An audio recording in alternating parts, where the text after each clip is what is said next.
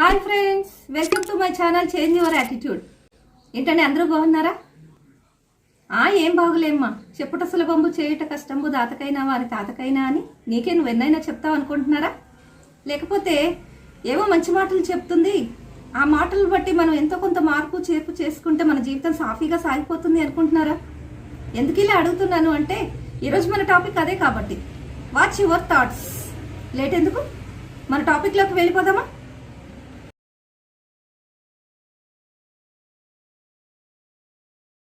Friends, there are two types of thinkings. One is positive and another one is negative. Think positive way. Too many people focus on the negative. Positive thinking helps us to get rid of our mental and physical problems. It helps us to achieve our goals. To develop positive attitude, we must cultivate the habit of reading good, strengthening and inspiring literature. Protect yourself from the evil thoughts by selecting the right ideal. Vivekananda said, if a man with an ideal makes 1,000 mistakes, I am sure that the man without an ideal makes 50,000 mistakes. Therefore, it is better than have an ideal. Negative thoughts is the cause of many physical and mental problems, disorders. Cheerful and healthy thoughts are the sign of positive thinking. So friends, positive గా ఆలోచిస్తున్నారా లేదా negative గా ఆలోచిస్తున్నారా?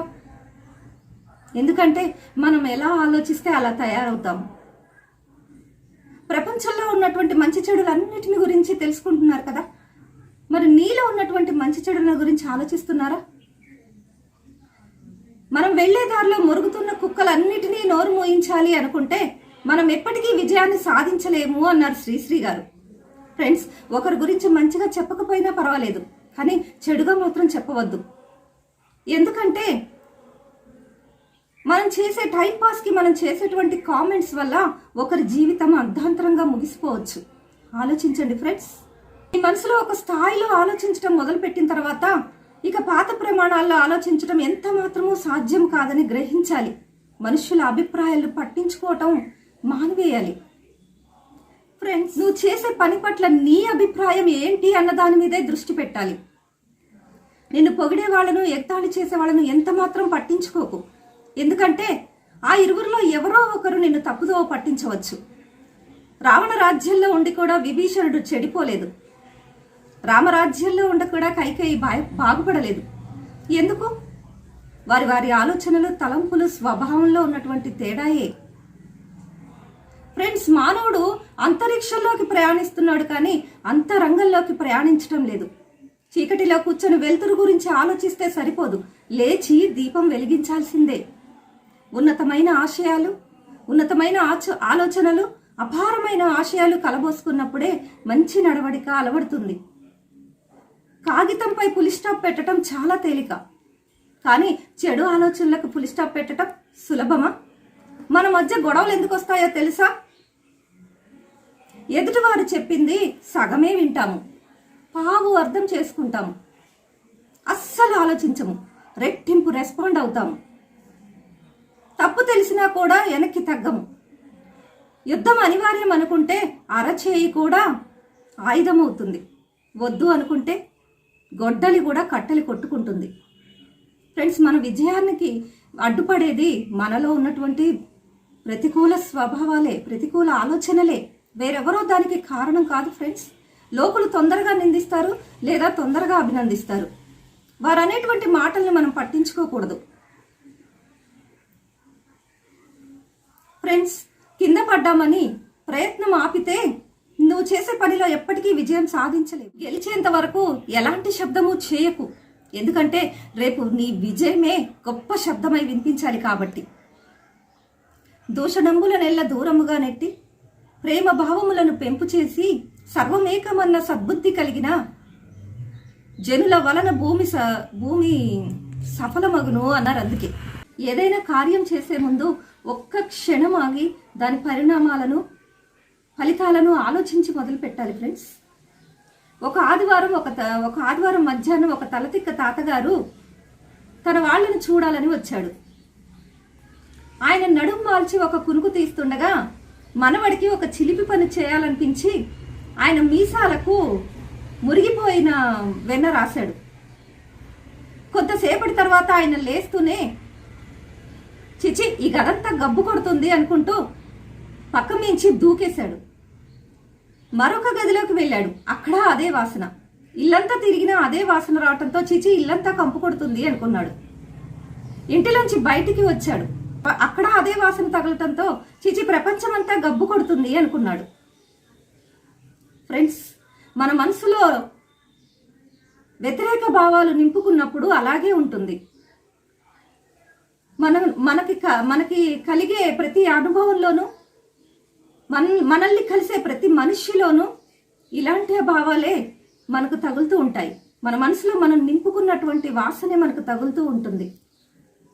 Friends, అందుకే గతమును గమనించి వర్తమానమును సరిదిద్దుకుంటూ బంగారు భవిష్యత్తును వేసుకోవటం మన చేతిలోనే ఉంది ఫ్రెండ్స్. అది మన కర్తవ్యమే. క్లిప్పింగ్ చూడండి ఫ్రెండ్స్.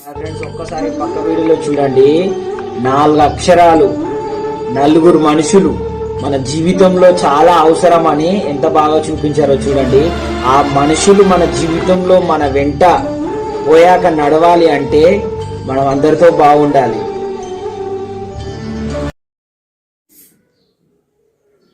చూసారు కదా ఫ్రెండ్స్, అందరూ బాగుండాలి, అందులో మనం ఉండాలి.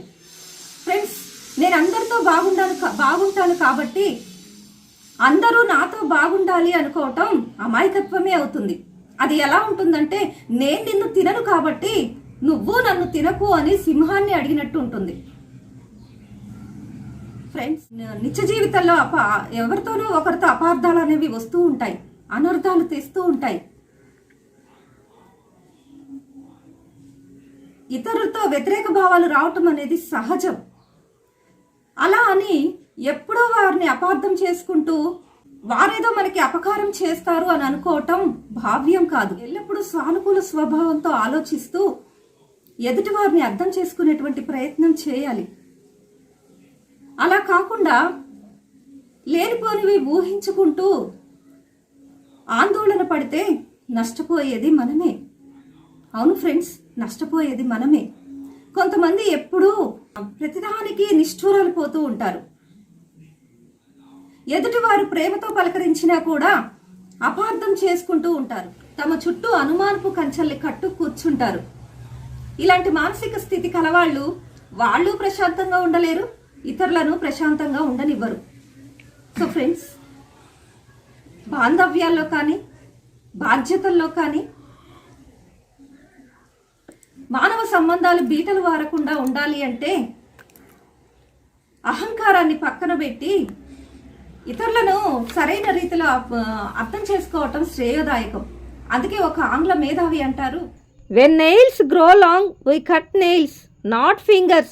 Similarly, when misunderstanding grow up, cut your ego, not your relationship. వేలుకున్న గోళ్లు పెరిగితే గోళ్లను కత్తిరించుకుంటాము కానీ వేళ్లని కాదు. అలాగే అపార్థాలు పొడసూపితే అహంకారాన్ని తుంచివేసుకోవాలే కానీ బంధుత్వాలను కాదు అని దీని అర్థం. ఫ్రెండ్స్, అపార్థాలనే కలుపు మొక్కలకు అనుమానం అనే నీళ్లు చల్లి అహంకారం అనే ఎరువు వేసి మహావృక్షంలాగా పెంచి పెద్ద చేయొచ్చు ఫ్రెండ్స్. పెంచి పెద్ద చేయవద్దు. అది ఎప్పటికైనా మనకే చెడు చేస్తుంది. కాబట్టి friends, life is a beautiful. 1 minute, 1 hour, 1 second, it not come again. So please avoid fight, avoid angry. Speak loudly and spread your smile. Thank you very much. మీకు ఈ మాటలు నచ్చితే లైక్ చేయండి, షేర్ చేయండి, కామెంట్ చేయండి, and also subscribe చేయటం మర్చిపోకండి. Thank you very much.